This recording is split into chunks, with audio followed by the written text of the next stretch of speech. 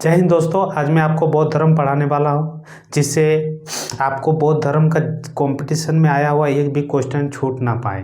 मेरा उद्देश्य ही है, पढ़ाने का उद्देश्य ही है कि एक भी क्वेश्चन को छूटे ना और आप कहानी के थ्रू टोटल बौद्ध धर्म पर अपनी पकड़ जमाए रखें।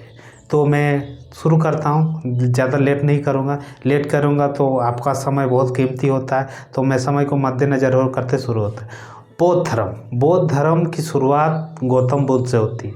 तो गौतम बुद्ध के बारे में हमको पूरा जानकारी हो गया तो बौद्ध धर्म के बारे में ऑटोमेटिक जानकारी मिल जाएगी कि बौद्ध धर्म की शुरुआत कैसे हुई, किस परिस्थिति में हुई, क्या हो। देखिए, एशिया का light of Asia Gautam Buddha को कहा जाता है। Light of Asia Gautam Buddha को कहा जाता है। क्यों? इसको प्रकाश किया एशिया को, तो बौद्ध धर्म को फैलाया उसी ने। तो शुरू करते हैं बौद्ध धर्म। तो गौतम बुद्ध बनने से पहले उसका नाम सिद्धार्थ था। गौतम बुद्ध का बचपन का नाम सिद्धार्थ था।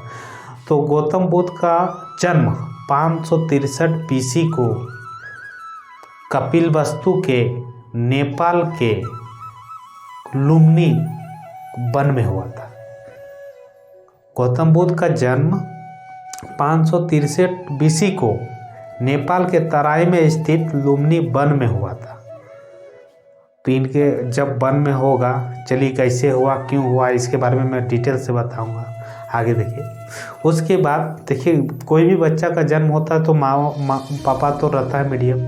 तो इनके पिता का नाम कंपटीशन में पूछा जाता है। इनके पिता का नाम शुद्धोधन थे, जो शाक्य कुल के थे, और माता का नाम महामाया देवी था, जो सिद्धार्थ के जन्म के 7वें दिन मर जाती है। ये आप देखिए, याद रखना मुश्किल है, लेकिन मैं आपको इस तरह से पढ़ाऊंगा कि आपको ऑटोमेटिक, बोले ना, बिना कागज कलम, इस तरह से पढ़ाऊंगा कि आपको टोटली आपका दिमाग में बैठ जाएगा। 7 दिन के अंदर इसकी मम्मी की मौत हो जाती। जन्म होता है कहाँ पर? नेपाल के तराई में स्थित लुम्बिनी वन में होता है। लुम्बिनी वन में राजा का बेटा का जन्म क्यों होता है? सोचने वाला बात है कि लुम्बिनी वन में राजा का बेटा का जन्म क्यों होता है।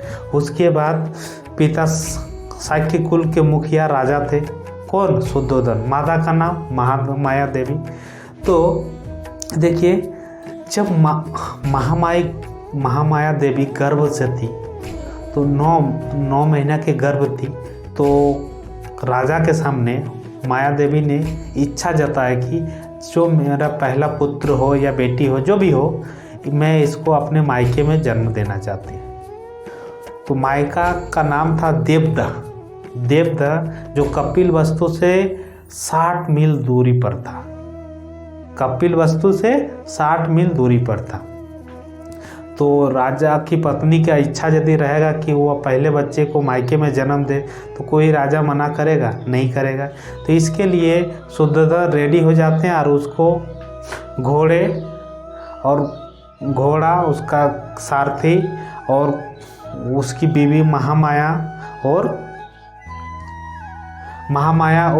शुद्धोधन जाते हैं। तो आधा रास्ते में नेपाल के तराई में लुम्बिनी वन है ना, वहाँ पर महामाया देवी का प्रसव पीड़ा शुरू हो जाता है। जब प्रसव पीड़ा शुरू हो जाता है तो राजा को कुछ तो आता नहीं था कि क्या करे क्या ना करे।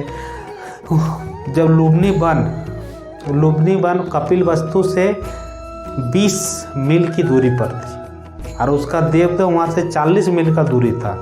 तो राजा ने सोचा कि अब क्या किया जाए। तब महामाया देवी दर्द से करारते हुए बोला कि आप जाइए और दाई को लेके आइए, नहीं तो मैं बहुत दर्द दे रहा, मैं सह नहीं पाएगा। तो राजा तो अपना पत्नी को छोड़ के जा नहीं सकते थे, तो उसने सारथी को भेजा कि जाओ दाई को ले आओ और तभी कुछ हो सकता है, नहीं तो हमको तो कुछ मालूम नहीं। तो उसका सारथी, राजा शुद्धोधन का सारथी जाता है कपिलवस्तु से जाने आने में घोड़ा गाड़ी से जाइएगा तो आने जाने में लेट होगा ना। वो भी 20 मील का रास्ता, 40 मील उसको सफ़र करना होता है, तो समय लगेगा। इस बीच महारानी महामाया देवी का बहुत ज़्यादा ब्लीडिंग हो जाता है। इस कारण सिद्धार्थ के जन्म के 7वें दिन उसकी मृत्यु हो जाती। तो क्वेश्चन पूछा जाता तो सिद्धार्थ का पालन पोषण कौन किया था, तो उसका बीमाता मौसी या सौतेली माँ, उसका नाम रहता है प्रजापति गौतमी, उसने उसका पालन किया था। तो सिद्धार्थ का जब नामकरण हो रहा था उस समय महात्मा लोग आए थे। राजा का बेटा का नामकरण होगा तो महात्मा लोग आए थे, आके नामकरण के समय ही भविष्यवाणी कर दी थी कि आपका बेटा सन्यासी बन जाएगा। यदि किसी भी तरह का दुख होगा, इसको किसी भी तरह का दुख होगा तो आपका बेटा सन्यासी बन जाएगा। तो कोई चाहेगा राजा कि मेरा बेटा सन्यासी बन जाए और किसी तरह का दुख देना चाहेगा? नहीं देना चाहेगा। इस कारण से उसको हमेशा महलों के अंदर रखा जाता था और हर कोई महल का जितना भी कर्मचारी होता था सब यंग रहता था, यंग, दाढ़ी मूछ कमैल, एकदम हैप्पी हैंडसम लगता था। कोई भी किसी तरह का बुजुर्ग नहीं रहता था, नहीं जैसे जिस तरह से इसको देख के विचलित हो, मन में तक पीड़ा हो, ऐसा ना हो। इस कारण से वो मतलब बहुत अच्छा माहौल बना के रखता था।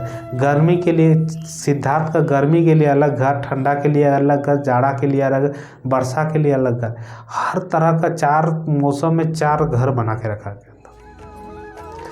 तो इस तरह से चलता है। तो शुद्धोधन समझ लेता है कि इसको मतलब सुरक्षित तरह से रखा जाता है। तो गौतम बुद्ध का बचपन का नाम सिद्धार्थ था। इनके माता का नाम प्रजापति गौतमी जो सौतेली माँ थी, और पहले का माँ जो जन्म दी थी वो महामाया देवी। गौतम बुद्ध के पिता का नाम शुद्धोधन था। गौतम बुद्ध का जन्म 563 BC को नेपाल के तराई में लुम्बिनी वन में हुआ था। क्यों हुआ था आपको समझ गया, क्लियर हो गया। आगे चलते कहानी को आगे बढ़ाते। इस तरह 12 साल की उम्र में सिद्धार्थ जब पार्क में टहलते टहलते अचानक एगो हंस गिरता है उसके सामने से। हंस गिरता है तो हंस में देखा जाता है एगो तीर लगा हुआ था। तीर लगाता तो खून ब्लीडिंग निकलता है हंस से। तो इसको बोले ना, कोई भी जिसका माँ बचपन में मर जाता है वो हमेशा दयावान रहता है, मतलब होता अंदर से बहुत लचीला सॉफ्ट रहता है, मतलब उसको थोड़ा सा भी दर्द से वो विचलित हो जाता है। तो जब हंस का खून निकल रहा था तो सिद्धार्थ उसको गले में जाके उठाते हैं, हंस को तीर निकालते हैं, उसका मरहम पट्टी करते हैं। उसके बाद उधरे बाग में खोजते देवदत्त जो कि सिद्धार्थ का चचेरा भाई है आता है बोलता कि ये हंस तो मेरा है, इसको मैंने मार के गिराया, ये हंस मुझे दे दो। तो सिद्धार्थ बोलते हैं कि नहीं, इसे मैंने बचाया, मैं इसे नहीं दूंगा। तो इस बीच दोनों भाइयों के बीच, चचेरे भाइयों के बीच भीषण लड़ाई हो जाती है। तो लड़ाई जब बहुत ज़्यादा बढ़ जाती तब देवदत्त बोलता है कि चलो राजा से इसका न्याय किया जाए, राजा के सामने इस समस्या को ले जाया जाए। राजा कौन था? शुद्धोधन, जो कि सिद्धार्थ के पिताजी थे। तो वहाँ जाके विचार विमर्श किया तो देवदत्त ने राजा शुद्धोधन से कहा कि देखिए राजा साहब, मैंने इसे हंस को गिराया है, मार गिराया, तो इस पे मेरा अधिकार हो। सिद्धार्थ बोल रहा है कि इसको मैंने बचाया तो इसको अधिकार मेरा है। तब सब कुछ सुनने के बाद राजा सिद्धार्थ एक बात बोलता है कि मारने वाले से बचाने वाला बड़ा होता है राजा साहब, जो भी आपका डिसीजन हो वो मुझे मंजूर है। ये बात उसको खटक जाती है राजा शुद्धोधन को। इस बात को लेकर राजा शुद्धोधन ने सिद्धार्थ के पक्ष में फैसला सुनाता है। सुनाने के बाद ये बहुत गुस्सा हो जाता है देवदत्त, और बाद में सिद्धार्थ को मारने के लिए बहुत सारा योजना अपनाता, लेकिन फिर भी असफल रहता, क्योंकि सिद्धार्थ गौतम बुद्ध विष्णु के अवतार थे। विष्णु के 10 अवतार, लेकिन विष्णु 10 अवतार में से एक अवतार थे बुद्ध। इस तरह से 15 वर्ष की आयु में गौतम बुद्ध सिद्धार्थ की शादी हो जाती है यशोधरा नामक राजकुमारी से। शादी हो जाती, बहुत मतलब सुखी शांति से जीवन जा रहा था। जाते जाते इस तरह से उसका उम्र हो जाता है 28 साल। उम्र हो जाता 28 साल। तो 28 साल होने के बाद वो घर में, मतलब घर से कभी निकला ही नहीं था कहीं। तो उसका गौतम बुद्ध का सारथी का नाम था चन्ना। सारथी का नाम याद, ये कंपटीशन में बहुत आता है। गौतम बुद्ध का सारथी का नाम था चन्ना, और उसके जो घोड़ा का नाम था, देखिए सब घोड़ा का नाम रखा जाता है। तो घोड़ा का नाम था छंदक। छंदक नाम था, जिससे वही आना जाना करता था बंगी से कहीं भी जाना हो तो एक दिन सबको बोला गया था, राजा शुद्धोधन द्वारा ये फरमाइश किया गया था कि सिद्धार्थ को किसी भी तरह का दुख नहीं पहुंचना चाहिए। यदि वो किसी तरह का दुख यदि उसके पास आएगा या दुख महसूस करेगा तो वो संन्यास ग्रहण कर लेगा। तो सिद्धार्थ बोला चन्ना से कि चन्ना, मैं घर में महल में रहते रहते बहुत बोर हो गया हूँ, ठीक, तो मैं नगर भ्रमण करना चाहता हूँ।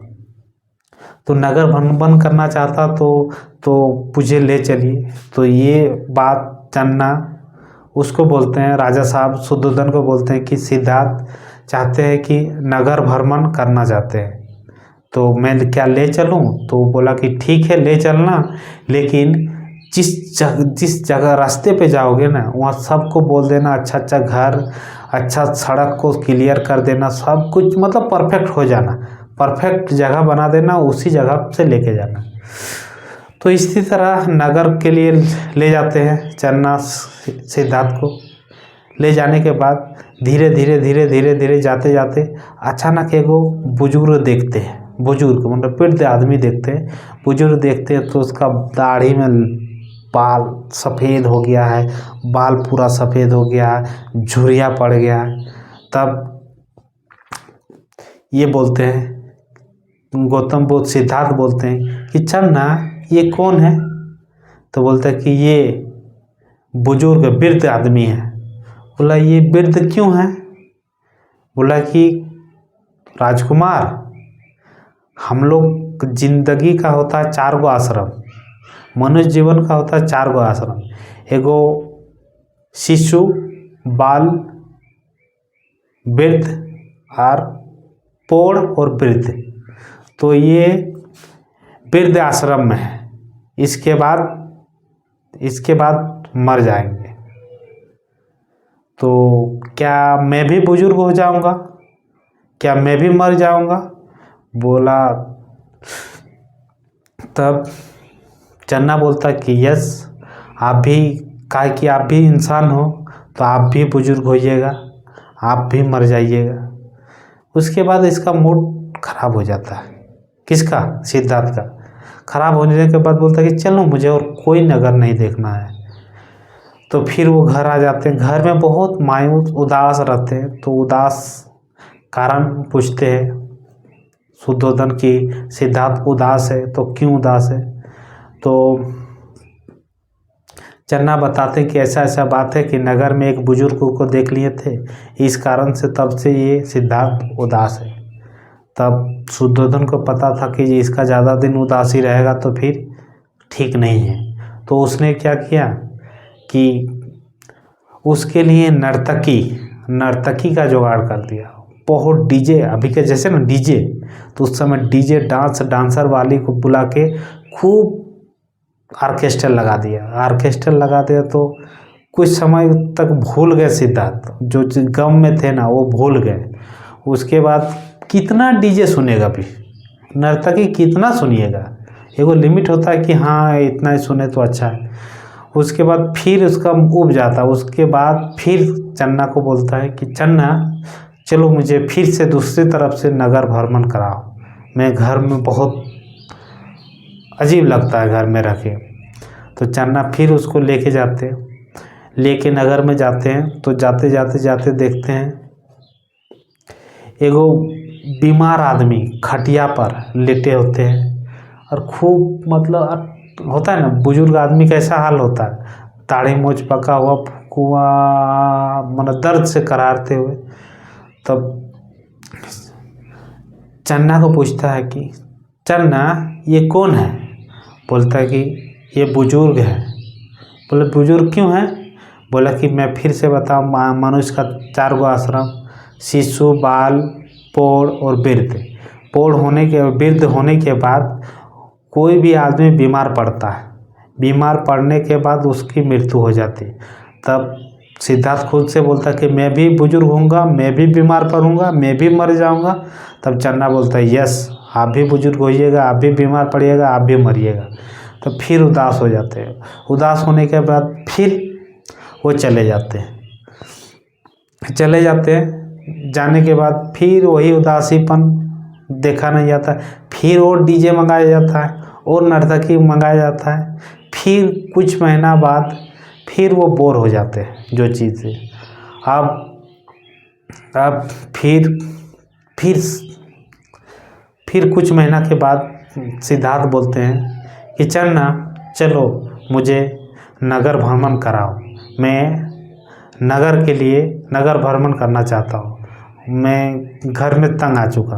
तो बोलता ठीक है, फिर लेके जाते हैं।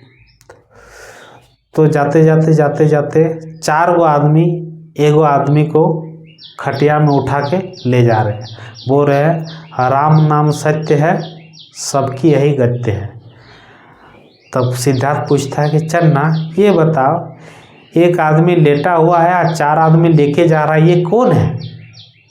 तब चन्ना बताता है ये सब है। बोले सब कौन होता है? बोलता है कि ये मर गया है, ये अपना संसार छोड़ दिया है, यहाँ का तिमी लोग का संसार छोड़ दिया है और इसका अंतिम संस्कार होगा। तो बोला कि ये कैसे हुआ? तो बोला कि फिर बताते हैं कि मनुष्य का 4 गो अवस्था था, बाल अवस्था, किशोर अवस्था, उसके बाद पौढ़ अवस्था और एक होता है वृद्ध अवस्था। वृद्ध अवस्था होने के बाद बीमार पड़ता है, बीमार पड़ने के बाद मरता है आदमी। तो वही आदमी जो बीमार पड़ा वही मरा। तो बोले कि मैं भी बुजुर्ग होऊंगा, मैं भी बीमार पड़ूंगा और मैं भी मरूंगा। बोले यस, कि आप भी बुजुर्ग होइएगा, आप भी बीमार होइएगा, आप भी मरिएगा। ये संसार का कुदरत का नियम ही है ऐसा, इस नियम से कोई अछूता नहीं रह सकता। फिर मन उदास हो जाता है। मन उदास होने के बाद फिर वो चला जाता है। चला जाने के बाद फिर कुछ दिन तक बहुत डीजे बजा, खूब डीजे बजा। डीजे बजने के बाद फिर बोलते हैं कि चलो चन्ना मुझे नगर भ्रमण करना है। तो चन्ना फिर से उनको बग्घी में बिठा के ले जाते हैं। अब अलग रास्ते से, हर बार अलग अलग रास्ते से लेके जाते हैं। इस बार देखते हैं वो सन्यासी गेरुआ वस्त्र पहन के, अब पूरा कदम बाउल गाते जा रहा है और खूब धुन में गा रहा है भक्ति बाउल। तो बोले चन्ना ये कौन है? तो ये है सन्यासी। सन्यासी मतलब इसने घर बार सब कुछ त्याग दिया है, इसको किसी से कोई मतलब नहीं, ये भगवान की भक्ति करेगा और खुश रहेगा, जिससे इसको मतलब ना पैसा संचय करेगा ना कुछ भी संचय करेगा, मतलब मोह त्याग दिया है। तो उसके बाद बोला कि इसका किसी से कोई मतलब नहीं, ना दया भाव, कुछ भी नहीं। बोला कि नहीं, इसने सब कुछ त्याग दिया है, ये अब भगवान की भक्ति करता है और खुश रहता है। इसके बाद चन्ना बहुत खुश हुआ कि यह सबसे अच्छा तो ये है कि इसमें किसी चीज़ का दुख दर्द कुछ नहीं, मस्ती से गाइए और रहिए। तब घर जाता है। तो घर जाने के बाद एक तो नर्स नहीं बोल सकते, दाई सिद्धार्थ को एगो बच्चा सौंप देता है। बोलिए सिद्धार्थ लीजिए आपका पुत्र हुआ है। तो सिद्धार्थ इसी में देता है, तभी बोल उठता है अरे एक और बंधन उत्पन्न हो गया। तो राहुल का मतलब ही होता है एक और बंधन उत्पन्न हो जाना। तो सिद्धार्थ के पुत्र का नाम था राहुल, पत्नी का नाम यशोधरा। उसके बाद सिद्धार्थ का मन बहुत कचोटता है कि मुझे इस मोह माया में नहीं रहना है, मुझे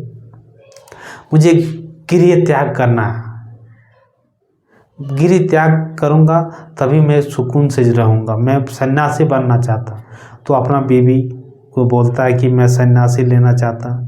तो कोई भी जिसका पति अपना बीवी को बोलेगा कि मैं सन्यासी बनना चाहता, तो बीवी को सबसे ज़्यादा कष्ट होगा। लेकिन क्या किया जाए, राजकुमार है, उसको कुछ बोला भी नहीं जाए। इसका मन है कि मैं सन्यासी, तो सबसे अनुमति लेके वो 29 वर्ष की अवस्था में मध्य रात्रि को वो गृह त्याग करते हैं। इसको बौद्ध परंपराओं के नाम महाभिनिष्क्रम कहा जाता है। महाभिनिष्क्रम उसके बाद जाते जाते वैशाली में अलालकराम सिद्धार्थ के पहले गुरु होते हैं, उससे योग का शिक्षा लेते हैं। अलार कलाम से योग का शिक्षा लेते हैं, लेकिन अलार कलाम से उसको सिद्धार्थ को वो किक नहीं मिलता है। किक जानते हैं? तो किक मतलब वो सुकून नहीं मिलता, सेटिस्फाइड नहीं मिलता है। इस कारण से अलार कलाम को वो छोड़ देते, बोलते कि हमसे नहीं होगा। उसके बाद वो चले जाते हैं दूसरे गुरु के तलाश में। आज दूसरे गुरु मिलते हैं रुद्रक रामपुत्र मिलते हैं, जो सिद्धार्थ के दूसरे गुरु होते। उससे भी उसको किक नहीं मिलता है। तो चले जाते हैं उरुबला के वनस्थली जगह पे जाते हैं और वहाँ पर कठिन परिश्रम करने के बाद भी उसको वो किक नहीं मिलता, जो होता है ना कि हमको मिलना चाहिए ज्ञान की प्राप्ति, वो नहीं होता है। तब वहाँ भी छोड़ छाड़ के चले जाते हैं बोध गया में एक पीपल वृक्ष के नीचे फाल्गु या निरंजना नदी के सामने बैठ जाते हैं और तपस्या करते हैं।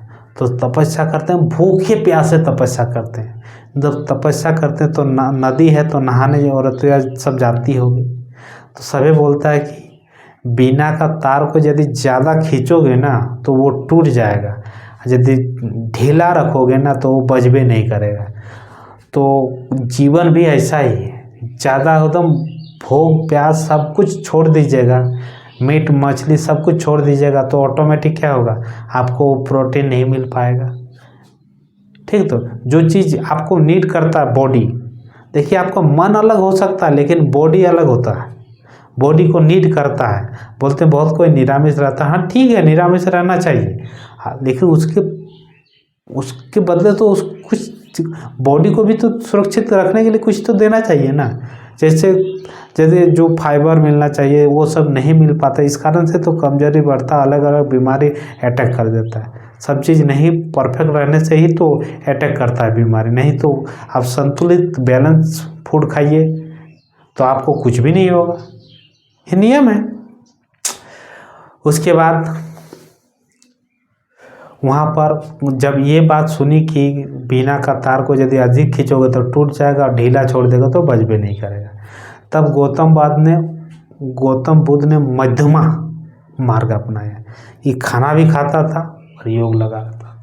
देखिए आप ऑटोमेटिक नदी के सामने यदि आप बैठे रहिएगा तो कोई भी दया से महात्मा है तो खाना के लिए दे देता था। इस तरह से 6 वर्ष तक तपस्या करता है बेचारा। 6 वर्ष तक उसको ज्ञान की प्राप्ति नहीं होती। 6 वर्ष तक जब ज्ञान की प्राप्ति नहीं होती है तो वो भी उब जाता है। तो उसी गांव में एगो औरत मन्नत मांगी थी कि जब भी मेरा बेटा या बेटी जो भी हो, उस समय में आपको प्रसाद के थ्रू भोजन चढ़ाऊंगा। तो एक गांव का उसका बेटा होता है, तो वो प्रसाद के थ्रू भोजन चढ़ाने के लिए पीपल पेड़ के सामने आया था। आके देखता है कि एगो महात्मा कौन, गौतम बुद्ध साक्षात बैठे हुए थे।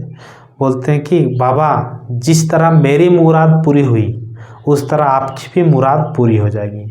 तो उसी समय वो भोजन खाते हैं, महात्मा गौतम बुद्ध खाते हैं। वो रात था बैसाख पूर्णिमा को दिन को खाते हैं भोजन, और रात को उसको ज्ञान की प्राप्ति होती है।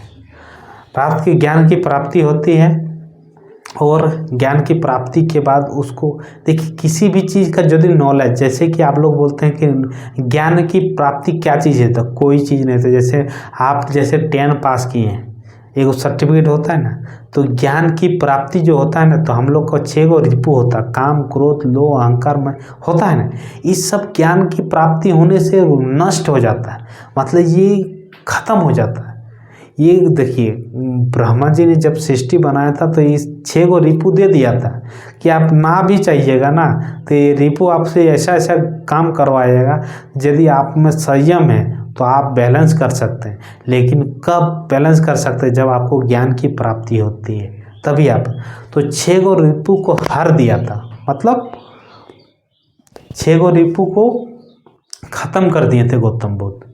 उसके बाद उसको आप ऐसा दृष्टि से देखने लगे कि संसार मोह माया का खेल है, कुछ भी नहीं है संसार में। मेरा मेरा मेरा बोलते हैं ना, मेरा ऐसा कोई भी चीज़ नहीं होता है कि हाँ आप कुछ देना चाहते हैं, दूसरे को उपकार करना चाहते हैं, तो यही आपका जीवन है। इसी कारण से तो जीवन मिलता है कि आप कुछ कीजिए दूसरों के लिए। देखिए, बड़ा आदमी दान देता है, गुप्त दान देता है, क्यों? क्योंकि उसको पता है कि जिसको किसी चीज़ के बारे में पता नहीं होता है तो ही वो काम करता है। यदि आप किसी को दान देते हैं, भूखे को यदि खाना खिला देते हैं, तो इससे बड़ा आपका कोई कर्म, अच्छा कर्म नहीं है। तो ऑटोमेटिकली जब ज्ञान की प्राप्ति के बाद गौतम बुद्ध 2 शिष्य बनाते हैं, एगो मलिक और एगो तपस्सु। मलिक और तपस्सु को ज्ञान देते हैं। तो देखिएगा, घर का मुर्गी दाल बराबर, पता है जिस जगह पे ज्ञान मिला था उस जगह पे वो ज्ञान देते हैं तो कोई भी नहीं सुनता उसका ज्ञान। बोले घर का मुर्गी दाल बराबर। तो उसी समय गौतम बुद्ध और दोनों शिष्य मलिक और तपस्वी को लेकर गौतम बुद्ध चले जाते हैं सारनाथ ऋषिपत्नम में 5 साधकों के सामने पहला प्रवचन देते हैं, जिसको बोलते हैं धर्म चक्र परिवर्तन। पहला जो बौद्ध परंपरा में कहा जाता है, उसमें 5 साधक थे, महामना, बाप्पा, भादिया, कोंडी, अगासी। महामना, बाप्पा, भादिया, कोंडिया और अगासी 5 साधकों को पहला प्रवचन देते हैं सारनाथ ऋषिपत्नम में, एगो पार्क में देते हैं। ये आईएएस का क्वेश्चन है जो आपको मैं बता रहा हूँ, ये आईएएस में क्वेश्चन आ चुका है। ये सारनाथ में किस जगह पर? तो सारनाथ के ऋषिपत्नम जगह पे पूरे का कौन सा पार्क में? ये पार्क आया था, आईएएस 2017 का क्वेश्चन था। हिरण्य पार्क में वो ये देते हैं, उपदेश देते हैं, पहला उपदेश देते हैं। तो यदि आप डिटेल में पढ़िएगा तो आपका ऑटोमेटिक यूपीएससी हो, जेपीएससी हो, सब कुछ आपका क्लियर हो जाएगा। लेकिन आपको डिटेल में पढ़ना होगा, क्योंकि मैं डिटेल में पढ़ता हूँ हर एक चीज़ को, तो मुझे मालूम है कि हाँ। तो हिरण्य पार्क में वो देते हैं उपदेश। उसके बाद सबसे ज़्यादा गौतम बुद्ध श्रावस्ती में उपदेश देते हैं, सबसे ज़्यादा। तो श्रावस्ती की एक कहानी आपको मैं बताऊंगा। तो कहानी है ये है कि उस समय गौतम बुद्ध सब जगह जा के उपदेश देते थे। तो श्रावस्ती में गौतम बुद्ध के 2 शिष्य, एगो आनंद जो उसके प्रिय शिष्य थे, आनंद और एगो शिष्य जाते हैं दूसरे नगर जाके बोलते हैं कि आपको परसों गौतम बुद्ध यहाँ पर उपदेश देंगे, उपदेश देने आएंगे, तो आप लोग सब कोई रेडी रहिएगा और बैठ के रहिएगा। पहले ऐसा तो नहीं होता कि पोस्टर छाप दे, ऐसे नहीं होता। अब तो डिजिटल ज़माना हो गया जी, व्हाट्सअप कर दीजिए ना, काम हुआ हो जाएगा। लेकिन पहले ऐसा नहीं था। पहले आपको ऑटोमेटिकली वहाँ जाके बोलना होता था कि उस दिन मीटिंग होगा, आप लोग सब पधार के रहिएगा, तभी ये काम होगा, मतलब उपदेश होगा। तो जब लौट रहे थे मलिक वही आनंद और उनके और एक दोस्त लौट रहे थे, तो नदी बीच रास्ते में एगो नदी पड़ता था। तो नदी के सामने एगो महिला खड़ी थी। तो खड़ी थी और वो लोग आने के बाद महिला बोलती है कि आप मुझे नदी पार करवा दीजिए, मैं वो नदी पार नहीं कर पा रही हूँ। क्योंकि महिला साड़ी पहनी थी, इस कारण से यदि वो घुसती तो नदी बहा के ले जाती, और शाम का वक्त है, कोई बचाने भी नहीं आता। तो औरत बोली कि प्लीज़ आप कृपा करके आप मुझे मदद करें और मुझे नदी पार करवा दीजिए। तो पहला शिष्य बोला कि बौद्ध धर्म में औरत को छूना मना है और मैं ये पाप नहीं कर सकता। यदि मैं आपको छूऊंगा तभी तो पार करवाऊंगा, यदि मैं आपको छूऊंगा तो मुझे बहुत बड़ा पाप लिखेगा। ये मैं पापी नहीं बनना चाहता, इस कारण से मुझे क्षमा कीजिए नारी, मैं आपको। दूसरा शिष्य को जब बोलता है कि राजन आप पार करवा दीजिए, तब वो उसको ऐसे गोदी में उठाता है और डायरेक्ट नदी पार कर देता है। तो इस रास्ते पे इधर चला जाता है औरत, और ये लोग दोनों जाता है। आनंद को पूरा रास्ते भर उसका मित्र बोलता है कि तूने पाप किया, तूने एक औरत को छुआ, ये बौद्ध धर्म में बहुत ही शर्म की बात है कि तुमने एक औरत को छुआ, ये तुमको बहुत बड़ा पाप लिखेगा। बोलते बोलते पूरा रास्ता वही बात बोलते गया। वो चुप रहा, आनंद चुप रहा। जाते जाते जब ये बात शिकायत करता है गौतम बुद्ध से कि आनंद ने एक औरत को छुआ और उसको नदी पार कर दिया, बोलिए इसको पाप होगा या नहीं होगा। तब गौतम बुद्ध बोलते हैं, देखो बालक, कि इसने तो सिर्फ 5 मिनट के लिए इसको ढोया, उस औरत को इसने सिर्फ 5 मिनट के लिए ढोया, नदी से इस पार से उस पार मदद के लिए ढोया, पार किया 5 मिनट के लिए। लेकिन तुमने ना ये उस औरत को नदी से लेके यहाँ तक 5 घंटा तुमने उसको ढोया। तो बोले पाप किसको लिखना चाहिए, उसको पाप लिखना चाहिए ना तुमको पाप लेना। यदि आप किसी चीज़ को मन में ढो रहे हो, किसी भी चीज़ को यदि आप मन में ढो रहे हो तो उससे सबसे बड़ा पाप लिखता है। देखिए किसी का ब्रेकअप हो जाता है तो 5 साल तक अपना गर्लफ्रेंड बॉयफ्रेंड को भुला नहीं पाता। किसी का मम्मी पापा मर जाता है वो भुला नहीं पाता। ये समझ सकते हैं कि उससे बचपन से फीलिंग जुड़ा है, लेकिन बॉयफ्रेंड गर्लफ्रेंड में ऐसा कुछ नहीं होता है, लेकिन फिर भी उसको भुला नहीं पाता है। जब तक आप भुला नहीं पाइएगा, मतलब भुलाने मतलब क्या, आप उसको कैरी कर रहे हो तो आप एगो बोझा ढो रहे हो, डेली बोझा ढो रहे हो। तो मैं नहीं चाहता कि इस तरह ढोए। तो गौतम बुद्ध उसको समझाने के बाद बोला कि वो माफ़ी मांगता शिष्य कि मैंने उस औरत को इतना 5 मील तक धोया, इसके लिए मुझे क्षमा कर दीजिए। उसके बाद इस तरह से गौतम बुद्ध का जीवनी चलते जाता। तो उस समय गौतम बुद्ध एकदम फेमस हो चुके थे, मतलब भगवान का उपाधि के बराबर आ गए थे। तो एक समय था कि अचानक इकलौता बेटा, एक औरत का इकलौता बेटा मर जाता है। तो मर जाने के बाद उसका घर वाला, परिवार वाला बोलता है कि इसको अब दाह संस्कार किया जाए बच्चे को। तो उसका मम्मी उसको नहीं मानती, बोले कि नहीं, मुझे अपना बेटा प्रिय है, मैं इसका दाह संस्कार नहीं करूँगा, मुझे इसको रखना है, मुझे इसको जीवित करना है। वो हर डॉक्टर हर हकीम के पास जाता है, लेकिन क्या मरा हुआ जीवित हो सकता है? नहीं हो सकता है। तो ऑटोमेटिकली क्या है, तो सब हार जाता है बोल के, समझा के। तब गौतम बुद्ध उस समय फेमस थे और उस नगर में आए हुए थे। तो बोलता है कि इसको यदि कोई जीवित कर सकता है तो एक ही आदमी है जो इसको जीवित कर सकता है। बोला कौन? बोला कि जो महात्मा है ना गौतम बुद्ध, वही इसको जीवित कर सकता है। आप उसके पास जाइए तो आपका बेटा आपका जीवित मिलेगा, जीवित कर देंगे वो। तो बच्चे को लेके जाते बोलते हैं कि मैंने महात्मा जी, हम उसका पैर पड़ते हैं। उसके बाद बोलते हैं महात्मा जी, मैंने आपके बारे में बहुत कुछ सुना है कि आप मेरे बेटे जो मृतक है, मर गए हैं, उसको आप जीवित कर दीजिए, आपका बहुत बहुत एहसान होगा महात्मा जी। तब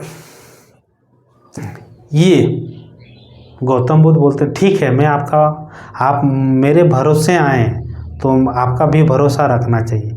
हाँ, मैं आपका बेटा को जीवित कर सकता हूँ, लेकिन एगो शर्त है, आप उस शर्त को मानिएगा तो मैं आपका बेटा जीवित कर दूँगा। बोले शर्त क्या है बताइए? तो बोलता है मेरा ये शर्त है कि आपको एगो लोटा देते हैं हम, इस लोटे से थोड़ा थोड़ा हर एक का घर से पानी लाना है। इस लोटे में हर एक का घर से थोड़ा थोड़ा करके पानी लाना है, लेकिन पानी भी उसी के घर से लाना है। पानी भी उसी के घर से लाना है जिसके घर में अभी तक कोई मरा नहीं हो, उसी के घर से पानी लाना है। आप पानी ला दीजिएगा तो मैं आपका बेटा को जीवित कर दूँगा। तो जाते हैं औरत, सब बोलते कि मुझे थोड़ा सा पानी दे दीजिए। तो सब पानी देने के लिए रेडी हो जाते। जब पानी दे ही रहते तब पूछता है कि आपका घर में कोई मरा था? तो बोला ठीक है, मेरा दादाजी मरे थे।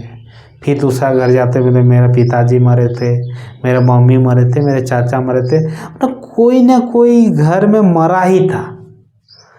तो लास्ट में थक हार के पूरा दिन गुजरने के बाद वो आते हैं, बोलते हैं कि ऐसा कोई भी घर नहीं मिला जिसका घर में कोई मरा नहीं हो।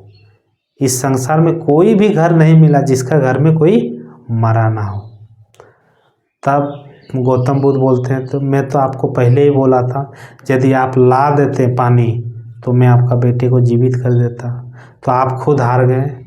तब वो महात्मा चरणों में गिर जाते हैं और माफ़ी मांगते, बोलता है कि मुझसे।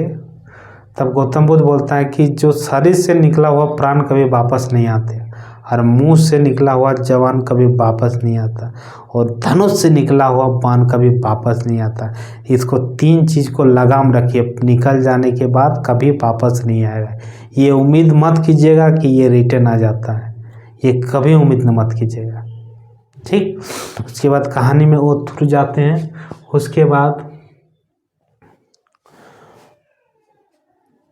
गौतम बुद्ध आगे जाते हैं। गौतम बुद्ध की मृत्यु 483 BC को कुशीनगर में हो जाता है सुअर का मांस खाने। जब वो सुअर चुनार उसको जब सुअर का मीट खिलाता है तब वो उसको पता होता है कि मुझे ये यदि हम खाएंगे, कहा है कि महात्मा लोग मीट नहीं खाते थे, वो लोग फल कंद मूल ये सब खा के जीवन जीते थे। तो उसको जब चोरी से उसको जब दे दिया तो खाने के बाद उसको बहुत वॉमिटिंग हुआ, तो रास्ते भर वो वॉमिटिंग करते आए और उसी में उसकी मृत्यु हो जाती। उसके बाद बौद्ध धर्म से ही जुड़ा है आम्रपाली की कहानी। वैशाली में आम्रपाली एक वेश्या रहती थी। वैशाली में आम्रपाली एक फेमस वेश्या से, जिसका धंधा वेश्या थी, वेश्या माना प्रोस्टिट्यूट, फेमस धंधा खूब चलता था। और जब गौतम बुद्ध आ गए उस वैशाली में, आके उपदेश देने लगे, तो इसका धंधा चौपट हो गया। इसका जनसंख्या घटते घटते एकांत ऐसा दिन आया कि एक भी जनसंख्या नहीं उसके कोठे में जाते। तब नगर आम्रपाली को बहुत गुस्सा आया कि कौन ऐसा महात्मा आ गया जिसने मेरा धंधा ही चौपट कर दिया। वो बहुत इरिटेट गुस्सा थे। तो क्या करती है आम्रपाली, है तो वैसा, एक दिन अपने आश्रम में गौतम बुद्ध उपदेश दे रहे थे, उसी में आम्रपाली पूरा सज धज लिपस्टिक लगा के आ जाती है। आने के बाद झूमर होता है ना, झूमर बोलते हैं, ठीक। तो झूमर पहन के आ जाती है और खूब चलती है, इधर उधर चलती है। सब देख के तो चौंक जाते कि आज आम्रपाली करने क्या वाली है। आज गौतम बुद्ध का तो आज उपदेश से ख़त्म कर देंगे ये आम्रपाली। इतना सज धज के इतना सुंदर आई है, तो सब कोई देख रहा है कि आम्रपाली घूम रही, मतलब उस सबका ध्यान बट गया है। कोई एक्चुअली सुन ही नहीं रहा है, गौतम बुद्ध का उपदेश सुन ही नहीं रहा है। आम्रपाली सबको मोहित कर लिए, लेकिन गौतम बुद्ध तो गौतम बुद्ध हुए। तो गौतम बुद्ध क्या करते हैं कि वहीं पर शांत सबको पूरा उपदेश सुनाने के बाद वो आम्रपाली को, अपने प्रिय शिष्य आनंद को बोलते हैं कि जाओ बुला के लाओ आम्रपाली को। तो जाते हैं, आनंद बुला के लाते हैं कि सबको छुट्टी दे देता है, जितना भी नगर का वासी था सबको जाने के बाद बोलता है बोलिए आपका क्या व्यथा है। तब बोलता है कि बोलो बेटी तुम्हारा क्या व्यथा है। तब बोलता है कि आपने मेरा पूरा ये बदल दिया, मेरा ज़िंदगी बदल दिया, मेरा धंधा चौपट कर दिया। बोलते हैं क्या क्या चाहिए आपको।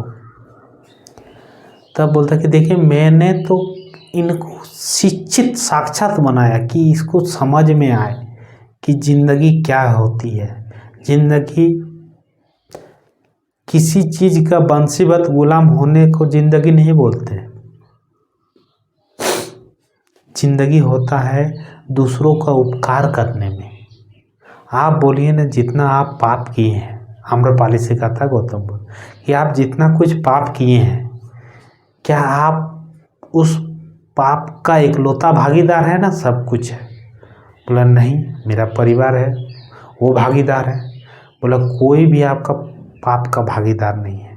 जब आपका पाप को यदि आप ही को भुगतना पड़े तो आपके लिए बहुत दुखदायी होता है। बहुत कुछ सुनाने के बाद गौतम बुद्ध के चरणों में पड़ जाती कि बाबा मैं आपको छोड़ के नहीं जाऊंगा, मुझे धंधे का ही नहीं फिक्र नहीं है, धंधा ख़त्म, मैं आपको नहीं छोड़ के जाऊंगा, मैं यहीं पर आश्रम में रहूंगा, आपके पास रहूंगा, मेरा विचारधारा चेंज हो गया है। तो गौतम बुद्ध को मानना पड़ा उसका जिद के सामने, और बौद्ध संघ में शामिल होने वाली एकमात्र महिला आम्रपाली थी, जो कि एक वेश्या थी, लेकिन उसका हृदय परिवर्तन करते, जैसे अशोक का हृदय परिवर्तन हुआ था। पद्मा ने कहा था कि आपने नारी की हत्या क्यों की। 261 BC को जब हुआ था युद्ध, हृदय परिवर्तन उस तरह से पूरा हृदय परिवर्तन हो गया आम्रपाली का, और बौद्ध संघ में शामिल होने वाली एकमात्र महिला बन गई, वो भी पहली महिला। और ये आता बौद्ध धर्म अपनाने वाली पहली महिला प्रजापति गौतमी, लेकिन बौद्ध संघ में शामिल होने वाली महिला आम्रपाली, जो कि एक वेश्या थी, नगर वधू थी। ठीक, उसके बाद फिर जाते जाते जाते जाते उस समय फेमस डाकू थे अंगुलीमाल, नाम तो सुना ही हो, ऐसा बात नहीं कि आप लोगों ने उसका नाम नहीं सुना है। तो अंगुलीमाल उसने प्रण लिया था कि 100 हत्याएं करूँगा। 199 हत्याएं कर चुका था, और रहता था बजाई पहाड़ में रहता था। 99 हत्या करने के बाद उसको डर लग गया था। सब आदमी उससे डरने लगता था कि अब किसी को भी मिलेगा। उसका जो मम्मी थी, जो खाना पहुंचाने जाती थी ना, उसको भी डर लग गया कि कहीं हमको ना ये काट दे, मार दे, ये हत्या ना कर दे। तो सब कोई उस समय डरने लगा था। तो इसी बीच गौतम बुद्ध तपस्या दे रहे थे, तो सब कोई नगरवासी इधर उधर भागे जा रहे थे। तो आके बोला कि महात्मा जी, अंगुलीमाल डाकू आ रहा है जो सबको काट देता है, उसका 99 हत्या कर चुका, 1 हत्या बाकी है करना, भागिए नहीं तो आपका भी वो हत्या कर देगा। सब कोई भाग गया, लेकिन ये भागा ही नहीं, ऐसे करके खड़ा रहा। जब खड़ा रहा तो उसको बहुत असह्य हुआ अंगुलीमाल को कि आदमी कैसे खड़ा रह सकता, सब मेरे भय से भागता है, ये आदमी फिर भी खड़ा है। तब आके वो बोलता है, चल कटरा लेकर रखता, बोलता कि तुझे डर नहीं लगता मुझसे, बोलो मैं तुम्हें एक ही बार में तुम्हारा गर्दन उड़ा दूँ, तुमको डर लगता है। फिर वो शांत रहते हैं, ना मुझसे किसी चीज़ का डर नहीं लगता है, मुझे मौत का कोई भय नहीं होता है, मैंने मौत को जी लिया हूँ, उस पर जीत हासिल कर चुका हूँ, मुझे किसी डर भी नहीं लगता, डर पर भी जीत हासिल कर चुका। 6 रिपू है, 6 रिपू पर भी जीत दर्ज कर चुका, मुझे किसी चीज़ का डर नहीं है। तब उसके बाद बोलता कि ठीक है, मैं अब तुम्हारा हत्या करने वाला हूँ। अंगुली मार बोलता ठीक है, मेरा हत्या कर दोगे 1 मिनट बाद, लेकिन मुझे किसी का अंतिम इच्छा होता है ना, तो मेरा अंतिम इच्छा पूरी करोगे? तो बोले बताओ तुम्हारा। बोले जाओ तो उस पेड़ से एक डाली तोड़ के लाओ। तो बोला ये कौन सी बात हुई है, तुरंत जाता डाली तोड़ के लाता। लो डाली तोड़ के ला दिए। बोले कि ठीक है तोड़ के लाओ ना, इसको जाके जोड़ दो। तो अंगुली मार बोलता है पागल हो क्या, तोड़ा हुआ चीज़ जोड़ कैसे सकते हैं हम लोग, ये नहीं जुड़ेगा। तब गौतम बुद्ध बोलता है जब तुम तोड़ सकते लेकिन जोड़ नहीं सकते तो तुमको तोड़ने का भी अधिकार नहीं हो। किसने दिया तुमको तोड़ने का अधिकार? बता, तुम कहीं अधिकार लेके आए हो तोड़ने का? किसी का ज़िंदगी खराब करने का अधिकार लेके आए हो? बोलो। उसी समय इतना अच्छा ज्ञान देते हैं, इतना अच्छा ज्ञान देते हैं कि हृदय परिवर्तन हो जाता है अंगुली माल का। और उस समय शरण ले लेता है, शरणम गच्छामि, गौतम बुद्ध का शरण ले लेता है और सब कुछ छोड़ छाड़ देता है। उसके बाद वो भी बौद्ध धर्म अपना लेता। इस तरह से बहुतों का कल्याण किए हैं और बहुतों का कल्याण किए हैं और ऑटोमेटिकली और पूरा जीवन सब जो उससे मतलब परिचित थे उसका पूरा जीवन ही बदल देते थे। ये क्वालिटी था भगवान में। जैसे राम मर्यादा पुरुषोत्तम विष्णु का ही अवतार थे, ऐसे गौतम बुद्ध भी विष्णु के अवतार थे। तो ये सबका हृदय में परिवर्तन करते थे, वो मर्यादा बताते थे, मर्यादा का पाठ पढ़ाते थे, लेकिन इस सबका हृदय परिवर्तन कर देते थे। ये शक्ति था गौतम बुद्ध। थोड़ा कुछ है जो बोर्ड में, ऐसे तो मैं बोलते रहता हूँ, लेकिन फिर भी मैं बोर्ड वाला बता देता हूँ कि क्या है। तो देखिए जन्म हुआ था 563 BC को नेपाल के तराई में।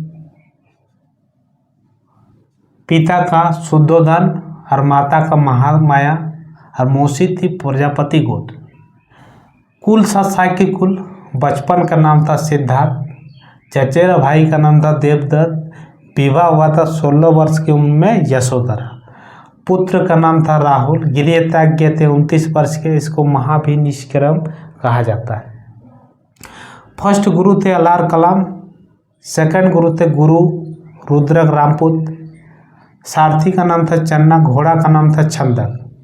4 गो दृश्य देखे थे। क्या क्या देखे थे आपको बताए थे। पहले बूढ़ा, उसके बाद बीमार, उसके बाद सब सन्यासी, ठीक। उसके बाद इसे लाइट ऑफ एशिया कहते हैं। ज्ञान की प्राप्ति निरंजना फाल्गु नदी में 35 वर्ष को वैशाख पूर्णिमा के मध्य रात्रि को हुआ था। ये भी मैंने आपको बताया।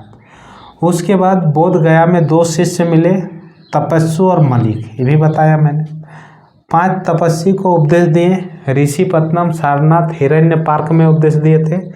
कौन कौन? महामन्ना, बाप्पा, भादिया, कौंडी, अत्सागी, ठीक। सर्वाधिक उपदेश श्रावस्ती में दिए थे। अनुयायी शासक थे बिंबिसार, प्रसन्नजीत, उदायीन। विश्व दुखों से भरा है यह सिद्धांत बुद्ध ने दिए थे। उपनिषद से लिया गया है। देखिए फर्स्ट बौद्ध संगीति 483 BC को हुआ था। स्थान राजगीर में हुआ था। अध्यक्ष थे महाकश्यप। शासन था अजातशत्रु। सेकंड बौद्ध संगीति हुआ था 383 BC को। 100 साल बाद वैशाली में हुआ था। सवाकामी थे और कालाशोक थे राजन। थर्ड बौद्ध संगीति हुआ था 255 BC को। पाटलिपुत्र में हुआ था। अध्यक्ष थे मोगाली वसुपुत्र और शासक थे अशोक। फोर्थ बौद्ध संगीति हुआ था 98 AD को। कुंडलवन वसुमित्र और शासक थे कनिष्क। बुद्ध की 123 फीट ऊंची मूर्ति हिमाचल प्रदेश के रेवालसर झील में है। जातक कथाएं प्रदर्शित करती है कि बोधिसत्व का अवतार मनुष्य पशु के रूप में भी हो सकता है। बोधिमंडा मठ बोधगया बिहार में है। बोधिमंडा मठ बोधगया बिहार में है।